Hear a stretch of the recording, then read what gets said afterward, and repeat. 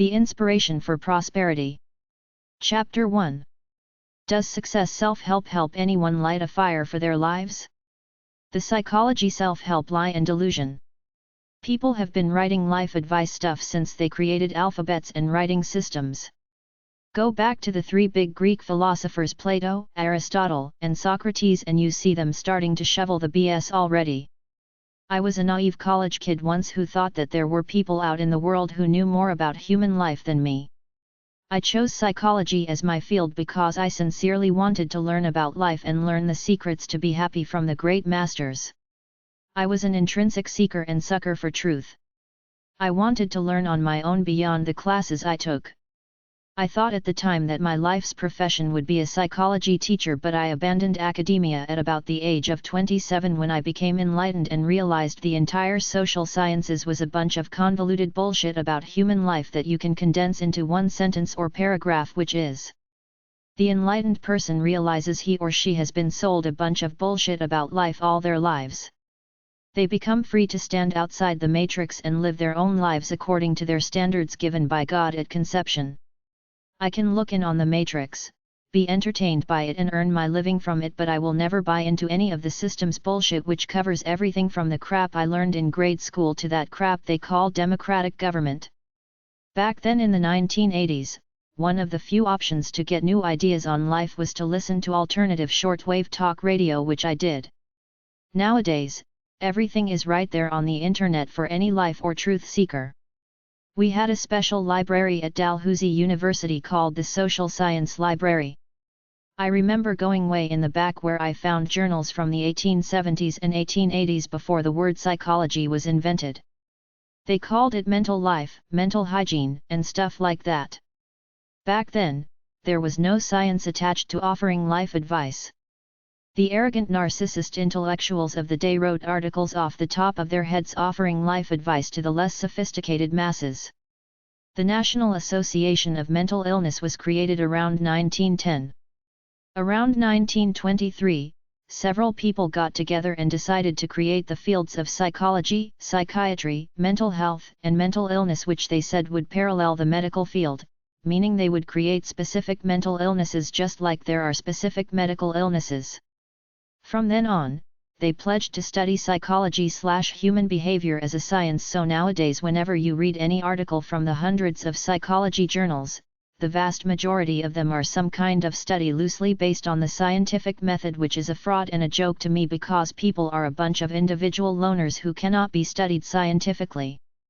The term science of psychology is an oxymoron, but they're either too stupid to realize this or are not honest enough to acknowledge that the entire field is based on fake knowledge.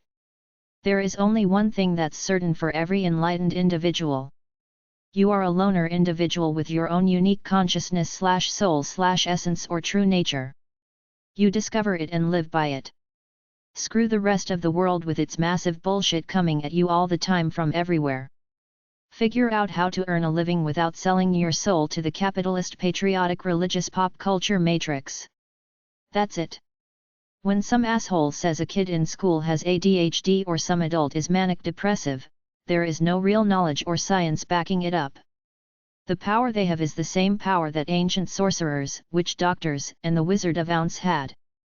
They have the power of implanting the idea into you that they are superior to you with advanced, profound knowledge that you don't have, and they can help you. If you believe them, then you're a sucker, but don't feel bad. The vast majority of people are mightily brainwashed by the world system. I had to study this stuff for myself to see that there was nothing there. It took me until I was about 27 to realize I have my own standard of life that I was born with, that was inside of me as I was growing up, but was halfway covered over by the brainwash of the world. I kept constantly looking for truth until I realized the entire field of psychology is a bunch of messy, convoluted bullshit with no strong insight into the engine of how to live a great human life naturally without trying to be a successful, ambitious, capitalist clone which is artificial to any human being. I figured it out on my own. A great life comes from knowing who you are, then getting up most mornings, not all because you need rest, and taking your life for a good ride, doing what you love to do, releasing your natural energy with inspiration, gusto, and love for the process. That's the happiest person anywhere, not all those drones driving to work every day.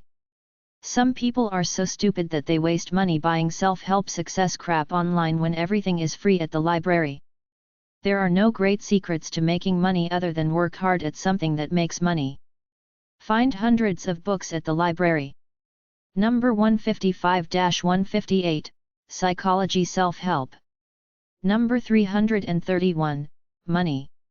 Number 332, Jobs. Number 650-59, mostly number 658, Business. There are thousands of success videos on YouTube. They all say the same thing. Have goals. Work hard with single-minded purpose. Be a nice person.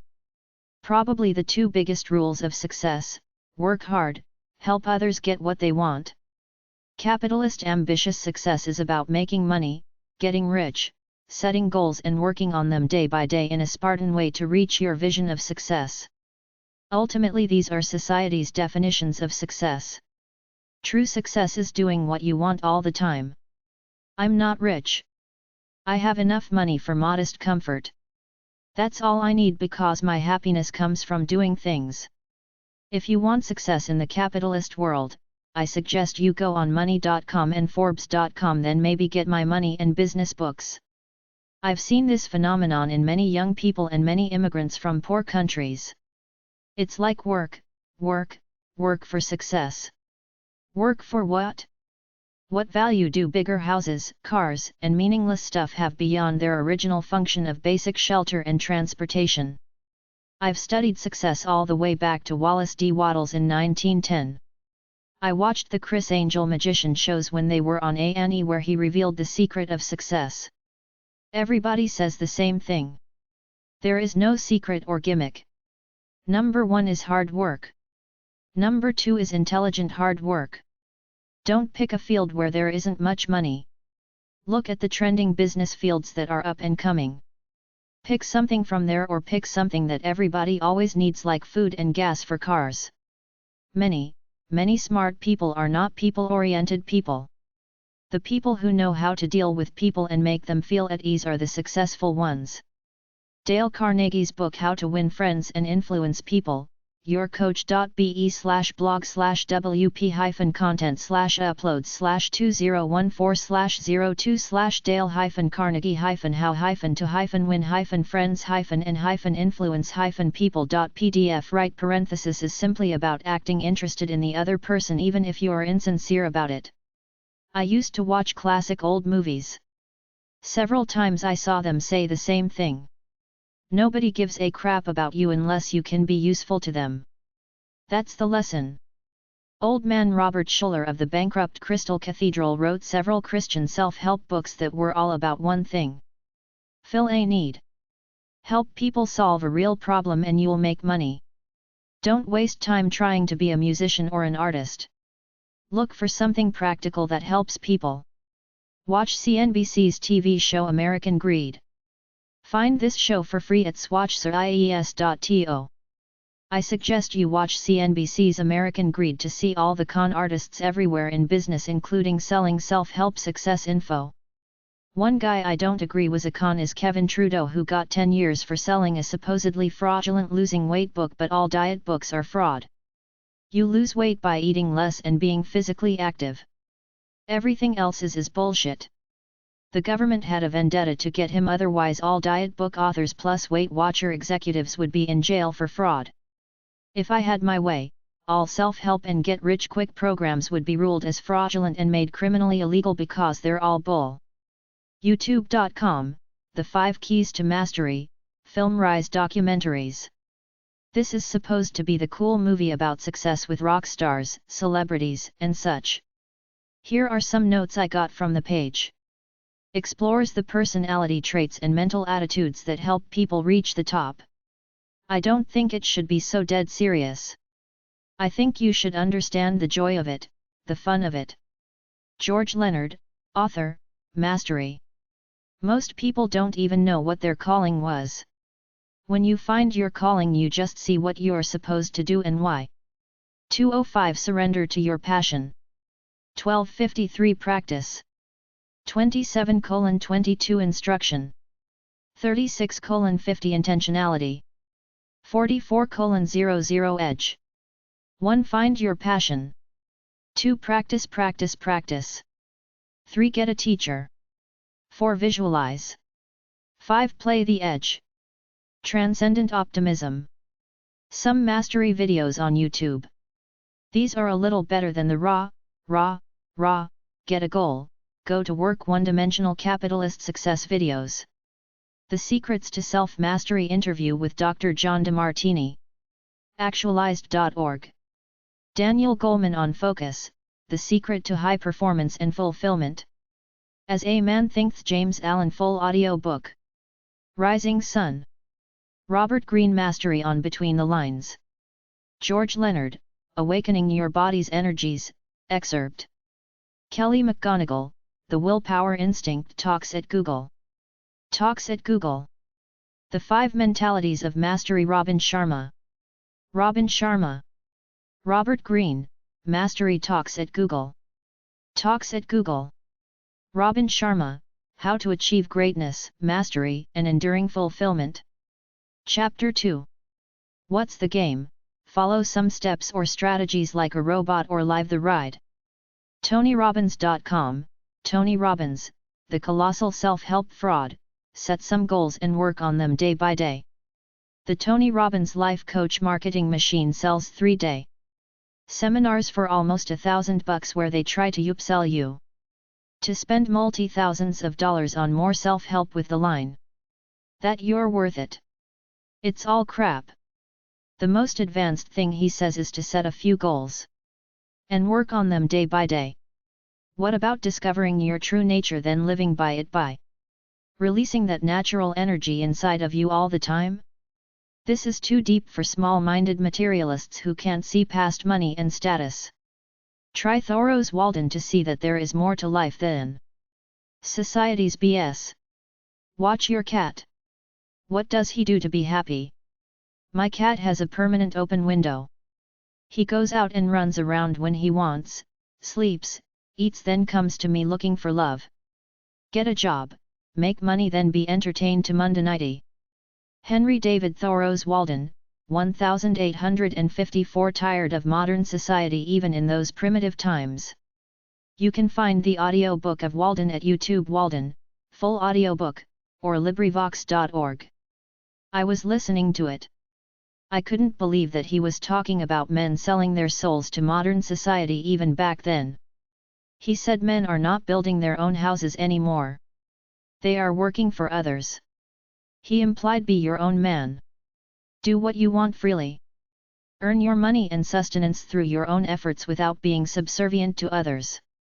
He wanted to live the simple, natural life. According to en.wikipedia.org/wiki/Henry_David_Thoreau, he died in 1862 at 44 of tuberculosis. He was ahead of his time. He understand that materialism and capitalism, once it goes beyond material comfort to luxury, destroys people's lives.